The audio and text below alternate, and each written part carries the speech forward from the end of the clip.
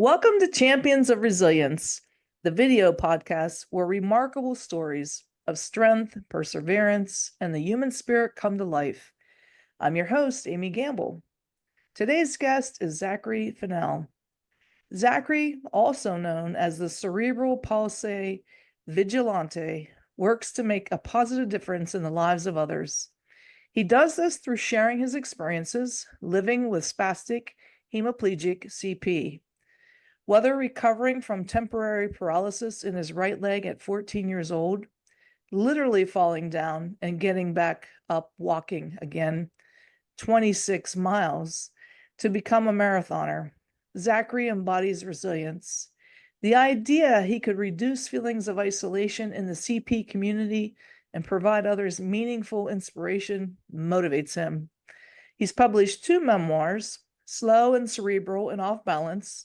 Additionally, he blogs at zacharyfennel.com, and I'll put the link to find Zachary in the comments section. Welcome, Zachary. Thank you so much for having me, Amy. It's a pleasure to be here and talk to you. I want to just first start by asking you to kind of take us back to when you first were challenged with cerebral palsy and how that ultimately has impacted your advocacy efforts. It's a very interesting question and living with cerebral palsy, I was born with cerebral palsy. Wasn't diagnosed until actually a little later than most people with CP. I was diagnosed when I was 5. It just like the doctor, my mom noticed just the way I moved and stuff. They're like, there's something different going on, and the wasn't really liking so almost like there's advocacy there where she wasn't liking what the diagnosis is she was getting from the doctor, so she got another opinion. And I was at 5 years old and ended up getting an MRI, and the diagnosis was cerebral palsy, and that's where it's been from there. And as far as challenging, it's every day living with CP, spastic hemiplegic is spastic is tightness in my muscles, and so we're working around that. And then hemiplegic just refers to it affecting one side of my body more than the other, and dealing with just challenges where like tight hamstrings are often something I have to deal with and stretch regularly. I got PT as soon as I was able to walk at 3. I was sent to preschool so I could get PT and other therapies, occupational therapy, speech therapy. And from there, it was just so there's a challenge in just every day. And then, there's also from an emotional aspect of it, coming okay with, embracing the fact that you're different. And throughout my years in school, until I graduated high school, I was always like, I wanted to just blend in and be like everyone else. And during that time when you were in high school, did you feel like you were different, that you were outside of everybody else and kind of an outsider, or were you able to embrace and kind of mesh in with everyone? I largely felt outside, but I think part of that was reflecting back now was due to me trying to blend in. So I really wouldn't talk about my disability or try to, the way you see me walk, you can tell there's something different about me, but I didn't talk about it. I was just trying to blend in. And I feel like that puts up, barriers to friendship, to, letting someone really get to know you. That was actually when high school graduation for me was a epiphany moment, because some of the kids I went to school with I went to school with them for 12 years. And then the idea that, I didn't really give them that chance to know me, really get to know me, because I was so guarded against, talking about my disability, which isn't all of me, but it is an important part of me, is, that to me, I feel like that put up barriers to friendship and really enjoying life to the best possible outcome. And so when I I got, I've noticed that in my own journey in life. I live with a mental health condition with bipolar disorder. There were times when I didn't want to talk about it and didn't want to give anyone a chance to ask me questions about it or how I was doing. But it does become a little bit like we block ourselves off, at least a big part of us, because we're living with that disability anyhow.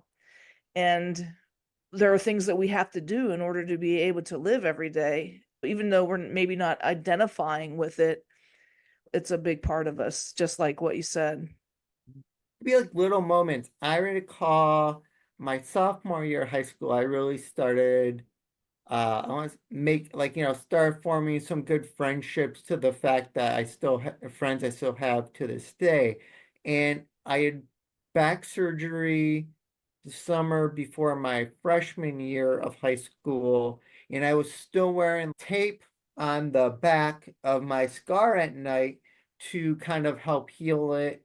When one day I was seeing homeroom, my friend goes like, and this is one of my good friends. He notices the tab of tape sticking out from underneath my shirt, and he goes like, what's that? And I just like tucked it back really quick, and I was just like, nothing. And like in that tone that was like, no more questions are welcome. And it Yeah. just like it's the little things that it's just like that creates kind of like, if someone doesn't feel comfortable asking a question like that, it kind of creates a barrier to really get to know one another.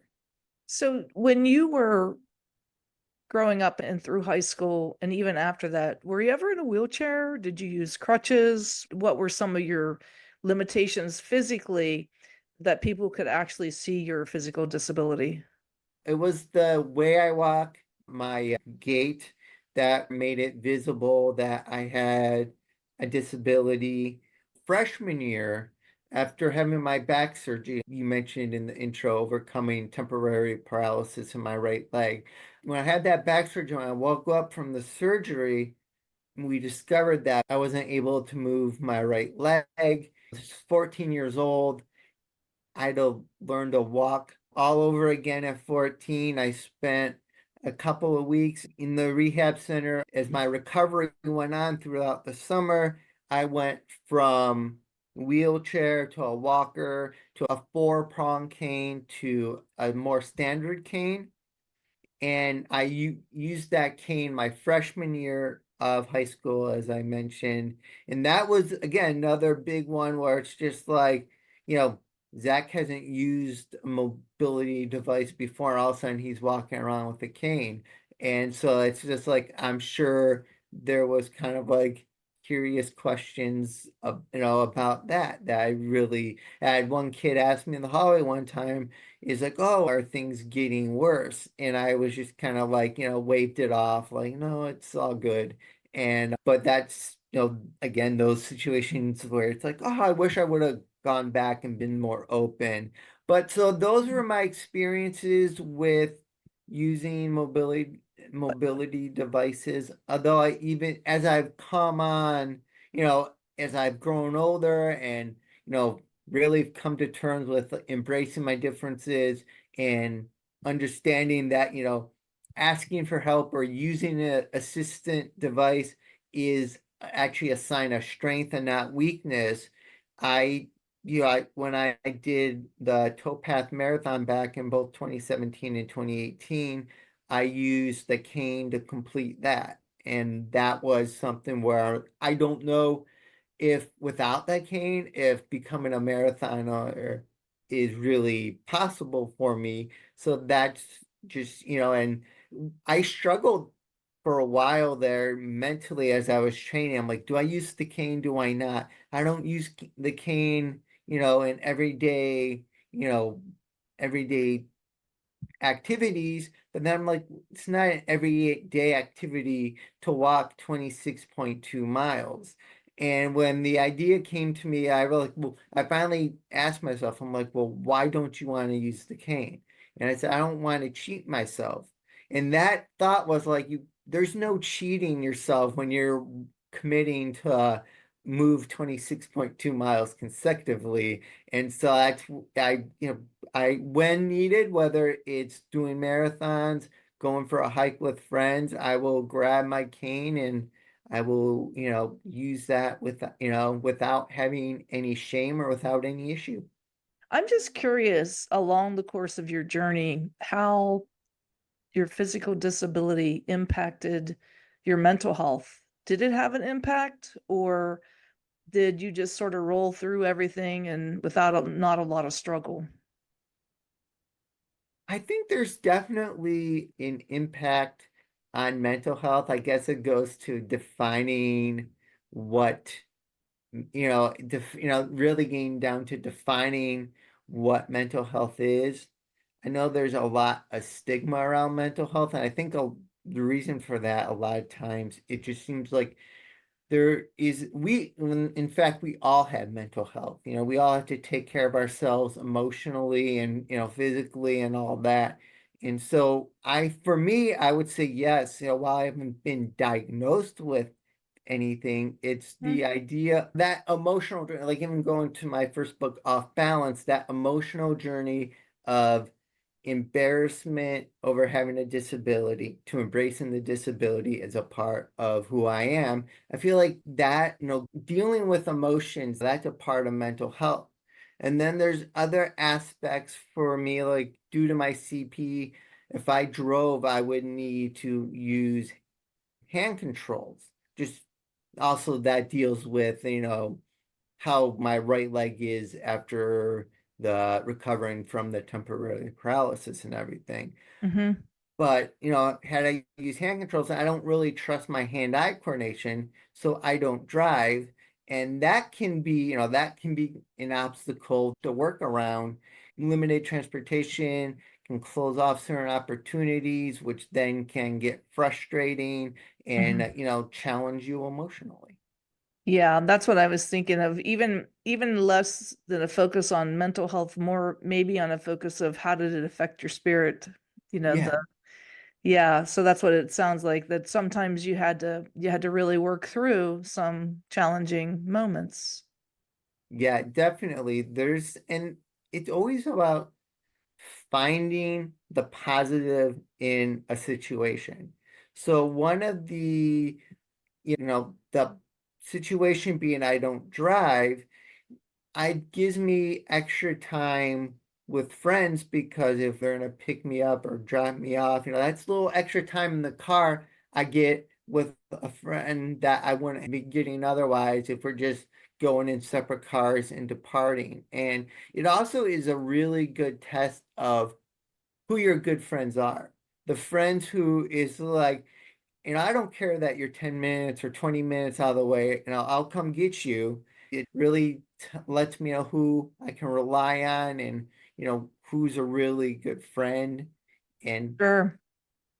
And yeah, the funny thing is that when you said finding the positive in certain situations and just listening to you put that in perspective of how you're not able to drive, but how you have these great friends to drive, finding the positive is one of the traits of really highly resilient people, which is exactly what you are.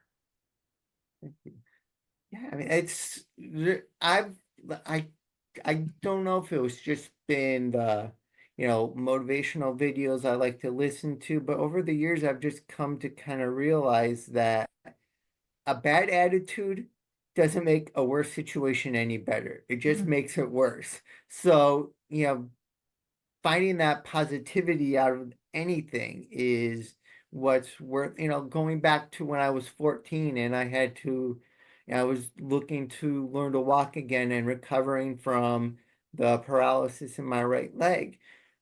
The that may seem like it's like a worst case scenario, but what it did help me do is before that I was always focused on what I didn't have. So the fact that I have the ability to go up and down steps with a handrail is something not everyone with cerebral palsy is able to say. But I was so focused on like, oh, I need a handrail to get up and down these stairs, and it gets frustrating when you go out somewhere and you got stairs that don't have rails and that kind of stuff. But after having the back surgery, waking up with my right leg paralyzed and just having to learn to walk again and I went from before that surgery, just being able to go up and down steps with a handrail to getting up and down the steps at home meant that I needed to have one of my parents behind me, the other parent at the top of the step. My dad had put in a second handrail so that there were one on each side. So one of my parents, usually my mom, would be at the top of the steps with my walker, and then my dad was at the behind me just to catch me just in case I fall, and I'd be using both handrails to get up the steps. And when you go through that experience, all of a sudden just, oh, I need a handrail. It really, you grow to appreciate what you previously were taking for granted. I like that too. That's a really good perspective to have. And I know for myself, I've gotten to that little bit of pity parties sometimes of thinking about all the things I missed out on or the things that I don't have because of my mental health condition. And yet, what you're saying is so true. It's like, what are the things that I can be grateful for? Do you use a lot of things like positive affirmations and gratitude and things like that in your daily practices or weekly practices? Yes.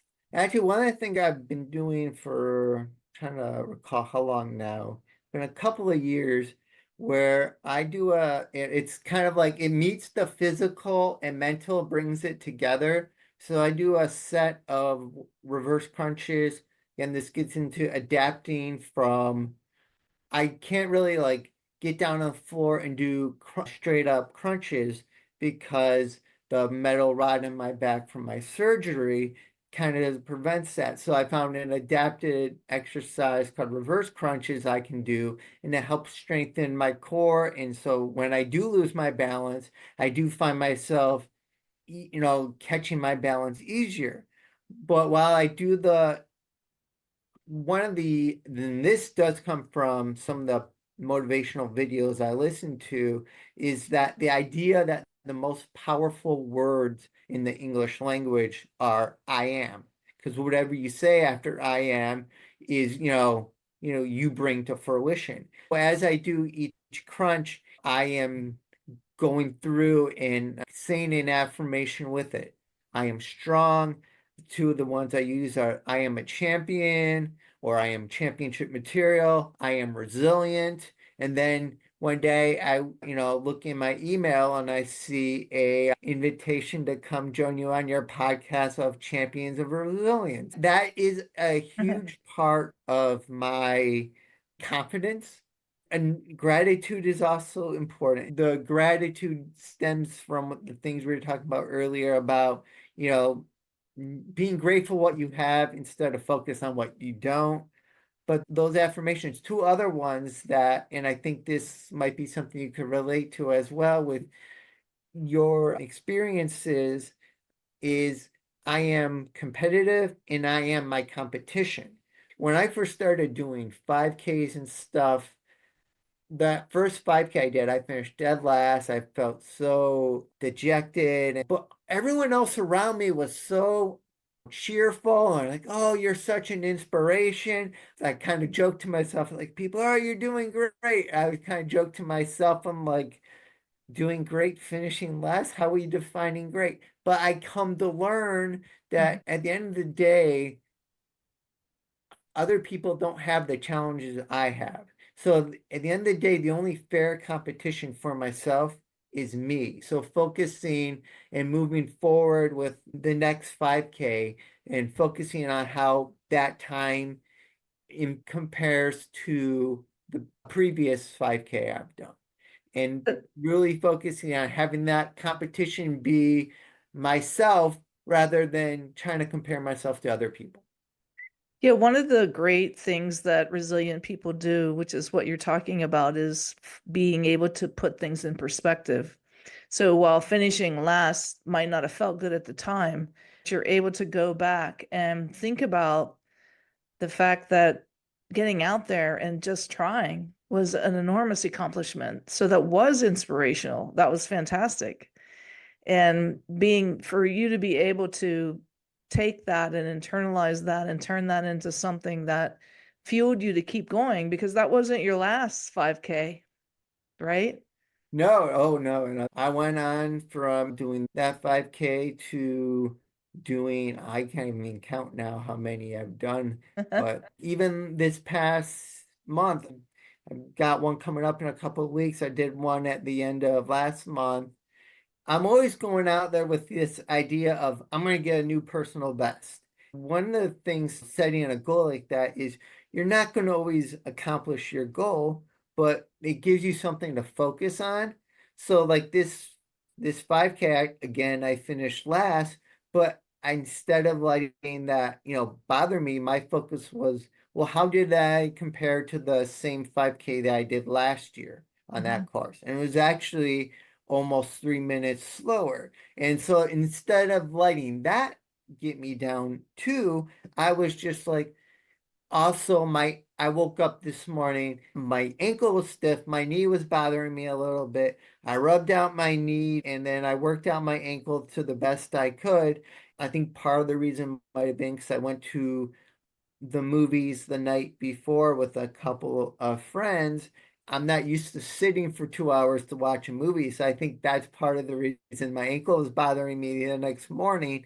And so instead of focusing on, oh, I finished at last, oh, I finished worse than I did the year before, I'm trying to find accountability and being like, well, what did I not do that I could do different next time? Yeah, that's fantastic. I'm just curious about how you were able to kind of shift gears and get into the advocacy part of it. I think it all started with just this urge to share my story, thinking that someone else might be able to take something from my story. Similar to the 5K I was mentioning with inspirational. The first time I had someone call me inspiration was in my college years. I went to college that recently closed down in the South Euclid area, Notre Dame College. One of the sisters of the college, Sister Karita, told me, like, you're such an inspiration to anyone who has to overcome challenges. And it was the first time someone had said that to me and made me think, and it's like, well, Sister Karita thinks I might be, thinks I'm inspiring, then maybe someone else would get something out of my story as well. And that was the precursor to my decision to write Off Balance and thinking like Off Balance is focused on my teenage years. Books are generally focused on teenage years and they're very formative years. And Hmm. so I figured if my book can help one current teenager with cerebral palsy, then that's great. So it's just that comment of, you're an inspiration to think like, what, maybe others might get value out of my story. And I wrote Off Balance, and then from there, it just kind of momentum builds. You share and you get feedback from people who are like, who I had one person tell me in a message that they were really at a rough point in their life to the point where they didn't even want to live anymore. And then they read Off Balance, and it just helped give them hope. And there's nothing better than getting that kind of feedback and to have that kind of positive impact on somebody else. Yeah, there's a great reward loop in that when you offer help to someone else and then you get the thanks for it, which you don't offer help but expecting to get thanks, but you Yeah. get it and it fills up your heart and soul. And I think for me, it's always fueled my efforts to keep going and keep doing what I'm doing. Same here. And it goes, so off balance, that, that feedback, that positive, the positive vibes that readers gave me from it, it's stirred to me writing Slow and Cerebral and going through, because for me, the idea that I could walk 26.2 miles and do a marathon just seemed unreasonable at one point. The way I walk, my balance, I fatigue faster because I burn up energy faster than most people. That it just seemed like it was out of hand for me to reach. But as I had one friend, James, who was very insistent. He would always ask after. So instead of doing a marathon, I decided I'm going to do a half marathon, set that as my goal, completed that in 2016, thinking that, okay, I've reached the pinnacle of what my physical accomplishment's going to be. And every time I talked to James, though, he would ask me, he was like, so when are you going to do the full marathon? When are you going to do the full marathon? I finally thought, I think I got something to say to him to get him off my back. And I was like, I'll do a full marathon if you do it with me. And he goes, okay. And then a few months later, I get a text from him, a screenshot showing that he had a registered for the race we agreed we were going to do. From there, I'm like, I have to live up to my end now and start training and doing all that and turning it into a book, documenting that journey. The motivation was there because as I would go through races and have the experiences, people would always tell me, it's like, oh, this is inspirational, you're inspirational. But it's like this idea of fleeting inspiration where it's like, okay, you like my story, but have it really done anything for you? Or have you changed anything? Mm. Have you set a goal and start working towards it? Slow and Cerebral really delves into the details so that people can make it, hopefully makes it more approachable for someone to be like, you know what, this is what I considered unreasonable. It doesn't have to be a marathon. A Mhm. marathon's not going to be for everyone. It might be writing a book. Writing a book is a good example because I've had people like, I don't want to write a book, but the whole process is overwhelming. You don't know where to start. So hopefully giving them that ability to take things practically and think, okay, this is what, this is this next step for me to get this accomplished so that they can accomplish the unreasonable in their own lives. I really like that because we can teach and give and offer our stories and resources and access to resources all that we want, but it does mean that other people have to take action in their own lives, and we're not really responsible for that part of it. We can Yeah. hope that they will. Yeah. And I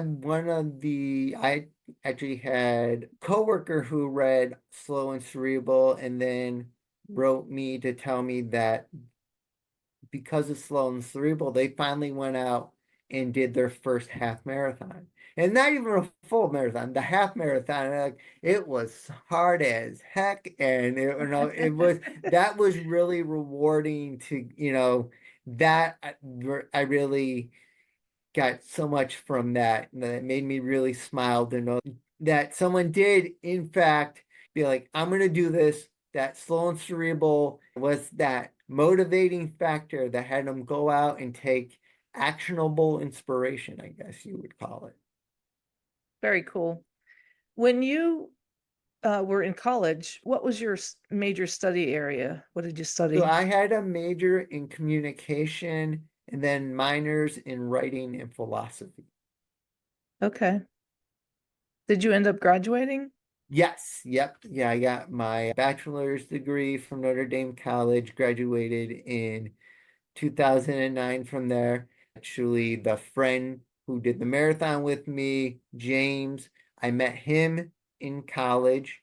Was one of those things where we were both on the student newspaper and we were both section editors, and we kind of first started bonding over it's like, oh, did you find anyone to write articles for your section? So we just started with that extracurricular activity. And then after I published Off Balance, James read it and he was just, I mean, he became a huge supporter of me afterwards to like, it just to this day, I'm grateful for James for insisting that positive peer pressure to do a marathon because otherwise I would have been selling myself short and been like, oh, half marathon's all I can do. When Who do you credit for giving you this drive that you have, this sort of drive, this toughness, this I can do it attitude? my parents, my mom and dad, they put a lot of the fundamentals into place for me. Life is built on a foundation, and so they gave me a solid foundation to build off of. Friends like James plays a big role when you have people who believe in you before you even believe in yourself. That's incredible. And just life experiences and having that experience, every experience you have in life has some takeaway. And I don't know where that really came from. I don't feel like it was one person in my Mhm. life. I just think it's a mesh of a lot of different people. Yeah, that's fantastic. When you think about some of the issues, and do you follow some of the issues in term with disability rights and some of the challenges that people who have physical disabilities face? Do you follow that and do you advocate for folks? Yeah, I mean, I keep track of things through a lot of it, through social media, and I just I try to be a voice. I'd like to think through my books, through what I share on Instagram. I'm still getting used to saying X instead of Twitter. And Facebook, Right. I now that just being a voice, and also more importantly than just sharing myself, but listening to others who have disabilities about what their experiences, Hmm. because their experiences are going to be different from mine. And it really, the best advocate also listens and and is able to. One of the activities I do, or I can like consider my advocacy efforts in my head, I call them like my CP vigilante endeavors, is I co-host a X chat Wednesday evenings on X, 8 p.m. Eastern time, where using the hashtag CP chat now.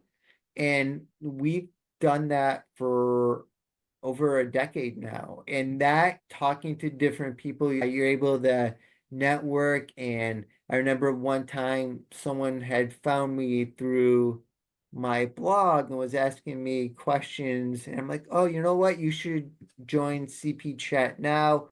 I reached out to the person first before I responded to this other person. Like, I'm like, because she was asking questions about hands. I'm like, what? I think, my first thought was, I think I know someone who could probably provide you better insights than I could.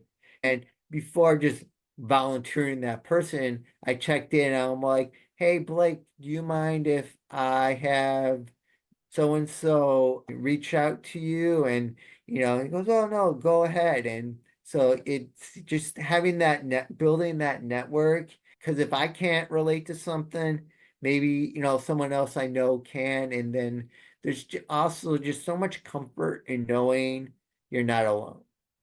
Yes, that is so true. It's very, very powerful to know that we're not alone and that there are other people who are kind of walking a similar journey that we are, even though it may not, it's never the same, but a similar journey Mhm.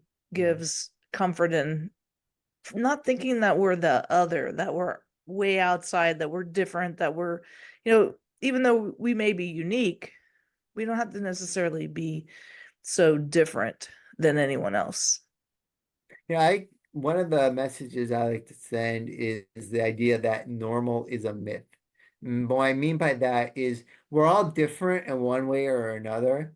So if we're all different in that aspect, whether it's, financial history or family makeup, mental health diagnosis, a physical disability. We're all different in one way or another. So if we're all different, what does that make normal? It's a myth. It doesn't actually exist. What are some of the things when you do this chat on X? What are some of the biggest challenges that people bring up in the CP community? Yeah. So I think some of the biggest challenges is just navigating a world that thinks I'm just trying to think the best way to say. No, yeah. It's the idea of ableism and the idea that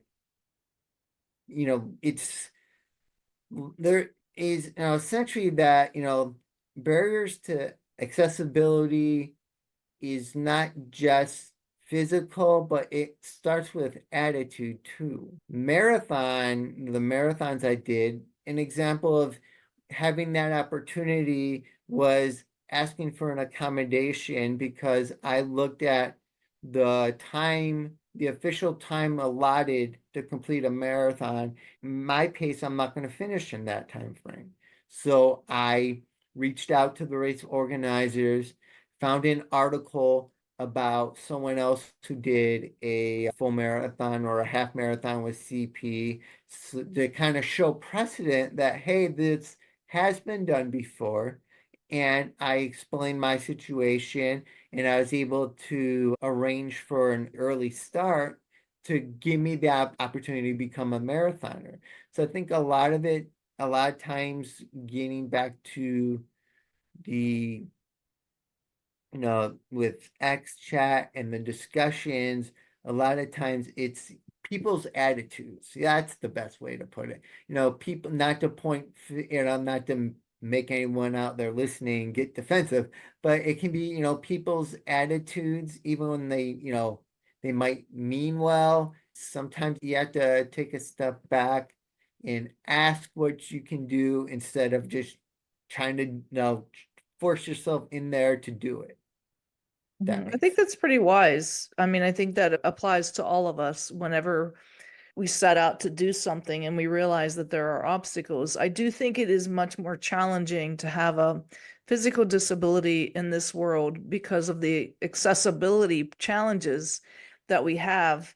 When my mom was living, I would take her out in a wheelchair frequently.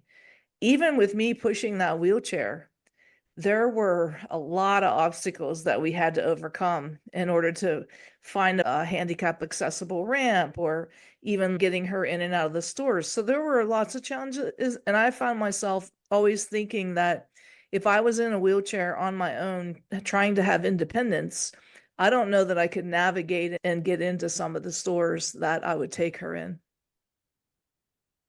And then sometimes it's like that store that you can go into. Or I remember when I was at the rehab place back at 14, going through the rehab for my leg, there was a night out bowling, but I went because I was in the wheelchair. There's this back ramp exit entry. You couldn't just enter the bowling alley the normal way. You had to take this very convoluted route to get into the building because of the way it was set up.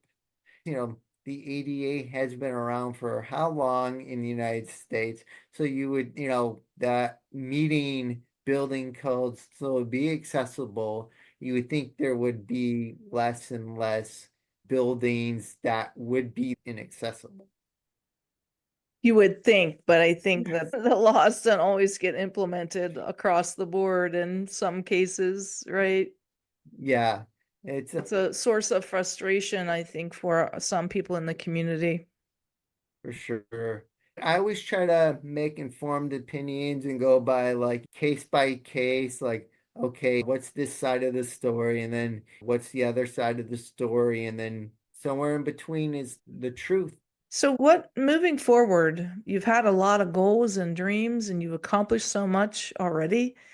Yeah. What are some new things on the horizon for you? What's going on with Zachary moving forward? Just continuing to stay active. Yeah, I mean, continuing to do what I do with the blog. I have my own YouTube channel with my writing, maybe another book in the future. So it's just maintaining where I'm at, staying as healthy as possible. Aging with cerebral palsy that's actually another big issue that comes Mm. up a lot in CP chat now, is just that due to the way CP impacts the body, it can really have that impact on, it can have an impact on you, cause some premature aging. And so Mhm. for me, I'm fortunate. I feel like I'm 37. I feel like I can make the case that I'm as strong. I'm at the best shape of my life for my age. And I know that it's not something everyone with CP can do, but a lot of it takes work too. Like I mentioned, the reverse crunches I do daily, exercising regularly, it all plays a part. So just continuing to take care of myself and producing, living life, creating blog posts, YouTube videos, and hopefully making that positive difference in the world for other people. I think you definitely are. There's no doubt in my mind. So, in closing, if you had to think of a couple things that you could tell someone listening in terms of overcoming adversity or challenges, what would you offer to them? What would you tell them? I think the one of the biggest, to ask yourself how, ask how, not what. So when the idea of a marathon with cerebral palsy, I was so focused on that what of 26.2 miles with the way I walk, my balance. There's no way I can do that. I get calluses on my feet. But once you start, like, once but if you switch from the what and you go to the how, it's okay. I have calluses on my feet. How can I work around that? And it was just implementing a foot care routine that included a pumice stone to shave down those calluses so they wouldn't be as troubling. Or, okay, my balance is an issue. I'll use my cane for the marathon. Those kind of asking the how instead of just focusing on the what makes a big difference. Another phrase I use a lot is control what you can control. You can't control how the other people react to you. You can only control, so staying focused on what you can control makes a big difference, instead of trying to, letting factors you don't have any control over overwhelm you. You're like, okay, this is what I can do. So this is what, control what you can control. I can't control, I reached out like, hey, is it possible for me to get extra time? That's what I can control. I can't control how long the Canalway partners have the permit for the national park they were doing the race in, but I can see, would it be possible to get extra time? And so controlling what you can control, Yep. making sure you're asking how and not, focused on what. It never hurts to ask for what you need, Yes, right? no. Yeah, the Yeah. worst thing I can do is someone can say is no, and that happens too. Last year I did 2 half marathons in 2023. I did reach out for both the ones to see if it would be possible to do the full marathon. It wasn't, the race organizers were both kind of hesitant. The ones said no. After going through the course, I understood why, because it was, a lot of, some of it was done on freeway and highway, and it's not exactly something you can keep blocked off for an additional 2 hours before and after. I think you touch on something that's really important for all of us, and that is the whole idea of acceptance of sometimes that we are going to be disappointed and that things aren't going to work out the way that we want them to. But when we learn just to have acceptance for what is, life can kind of keep on going and we can pick ourselves back up and head Yeah. for the next goal. Yes. Yes. Very good. Well, thank you so much, Zachary, for talking with me today. I greatly appreciate it. And I'll be seeing you on the internet.